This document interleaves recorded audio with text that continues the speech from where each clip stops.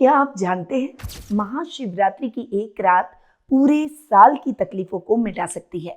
अगर आपके जीवन में कर्ज रुक नहीं रहा, स्वास्थ्य से परेशान है, विवाह और संतान में बाधा आ रही है, बिजनेस में बार बार नुकसान हो रहा है, तो ये संदेश केवल आपके लिए है।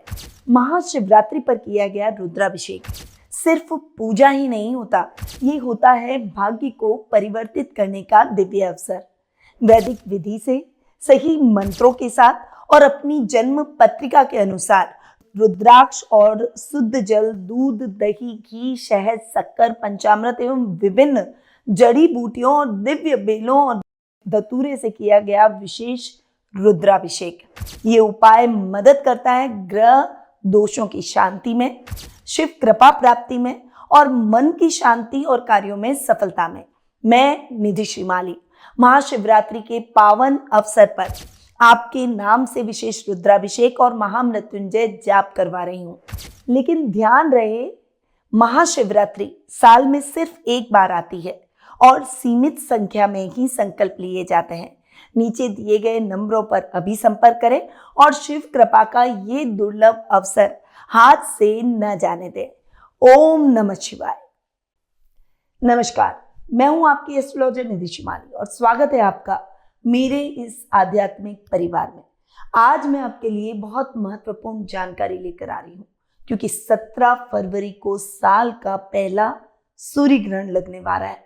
ये एक एनुलर सोलर इक्लिप्स यानी रिंग ऑफ फायर ग्रहण होगा।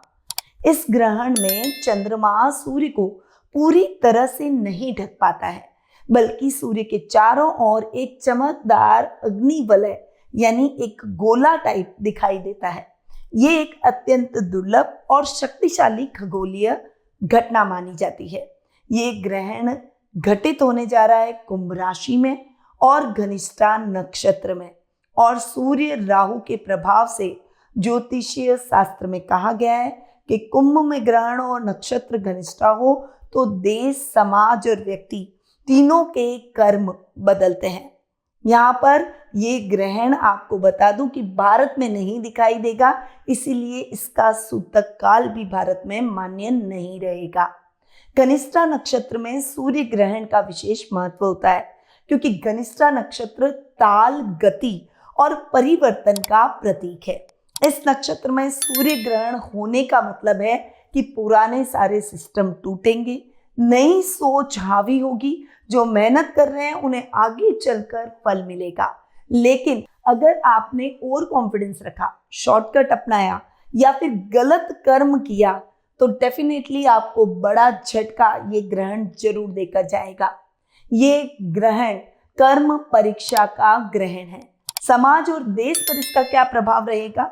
तो अगर हमारे देश और ओवरऑल वर्ल्ड की बात करूं तो सरकारों में नीतिगत बदलाव होंगे। टेक्नोलॉजी और डिजिटल सिस्टम में बड़े डिसीजन आपको देखने को मिलेंगे, क्योंकि ये वर्ष भी सूर्य का है और सबसे पहले साल का पहला सूर्य ग्रहण होने जा रहा है, इसीलिए बड़े बदलावों की संभावना समाज में भी रहेगी। युवा वर्ग में कुछ नई सोच उभरती हुई दिखाई देगी और जो लोग भीड़ से अलग चलने की चाह रखते हैं उनको नई पहचान मिलेगी। ये ग्रहण जो भीड़ से अलग है वही आगे बढ़ेगा, इस सिद्धांत को और ज्यादा मजबूत करता हुआ दिखाई देगा। एस्ट्रोलॉजी की दृष्टि से देखूं तो कुंभ राशि में ये ग्रहण बन रहा है, और एस्ट्रोलॉजी में जब भी सूर्य और राहु साथ में बैठते हैं तो ग्रहण की स्थिति बन जाती है। यहाँ पर कुंभ राशि में सूर्य, बुध, राहु, चंद्र और शुक्र, ये पांचों ग्रह एक साथ आकर इकट्ठा हो जाएंगे। और जब भी सूर्य चंद्र एक साथ बैठते हैं तो अमावस्या तिथि होती है, और सूर्य ग्रहण हमेशा अमावस्या तिथि पर ही लगता है। सूर्य ग्रहण का भारतीय समय इस प्रकार है। ग्रहण की शुरुआत शुरू होगी शाम को 3:26 से। फिर जब सूर्य, मैंने आपको वीडियो की स्टार्ट में बोला कि ये रिंग ऑफ फायर की आकृति का ग्रहण माना जाता है, तो वलयाकार चरण शुरू हो जाएगा शाम को 5:12 पे, और जब ये ग्रहण चरम पर होगा यानी इसका पीक टाइम रहेगा शाम को 5:42 और ग्रहण की समाप्ति है शाम को 7:57 पर। यानी पूरा ग्रहण लगभग 2 घंटे से अधिक समय का रहेगा। परंतु ये ग्रहण कहाँ कहाँ दिखाई देगा ये भी इंपॉर्टेंट है। तो ये ग्रहण भारत में नहीं दिखाई देगा, यानी भारत के अलावा दक्षिणी अमेरिका, अफ्रीका के कुछ हिस्से, अटलांटिस महासागर और उसके आसपास के क्षेत्रों में ही देखा जाएगा। इन स्थानों पर लोग वलयाकार सूर्य ग्रहण का अद्भुत दृश्य प्रत्यक्ष रूप से देख पाएंगे, क्योंकि ये बहुत ही इंपॉर्टेंट ग्रहण है, बहुत ही रेयर ग्रहण है। इस टाइप का ग्रहण एक बहुत महत्वपूर्ण खगोलीय घटना होती है, इसीलिए इन स्थानों पर यह घटना दिखाई देगी। परंतु भारत में चूंकि ये ग्रहण नहीं दिखेगा, तो ज्योतिषीय दृष्टि से कहूं तो सूतक काल भी इसका मान्य नहीं होगा। ग्रहण के 9 घंटे पहले सूतक काल प्रारंभ हो जाता है, परंतु यहाँ पर सूतक काल का महत्व ज्योतिषीय दृष्टि से नहीं है। इसीलिए धार्मिक मान्यताओं के अनुसार जैसे जो धर्म कार्य होते हैं वो सामान्य तरीके से भारत में होते हुए दिखाई देंगे। अब एस्ट्रोलॉजिकल प्रभाव की अगर बात करें तो पुराने कर्मों का परिणाम सामने आ सकता है। जीवन में बड़े डिसीजन लेने का ये राइट टाइम साबित हो सकता है। आध्यात्मिक जागरण और आत्मचिंतन का ये अवसर है, और कुछ राशियों को लाभ तो कुछ राशियों को सावधानी की आवश्यकता पड़ेगी। ग्रहण के दौरान आपको क्या करना है? ग्रहण के पश्चात जब ग्रहण कंप्लीट हो जाए उसके बाद आप गंगा जल पानी में डालें और उससे स्नान अवश्य करें।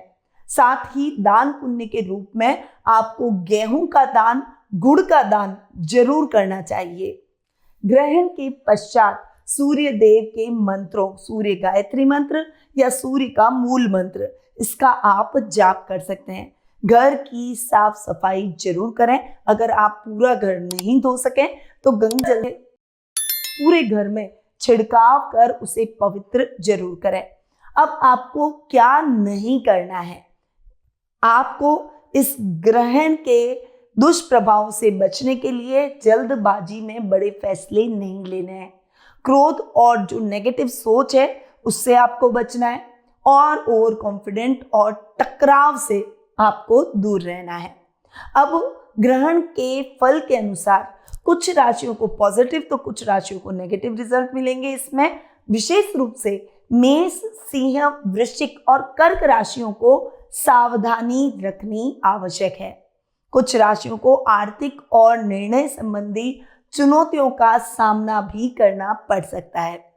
हिंदू धर्म में सूर्य ग्रहण को अशुभ माना जाता है। ग्रहण अमावस्या तिथि पर होता है, वो आपको पता ही है। भारत में ये ग्रहण वैध नहीं है, फिर भी ज्योतिषीय दृष्टि से सभी राशियों पर इसका प्रभाव देखने को जरूर मिलेगा।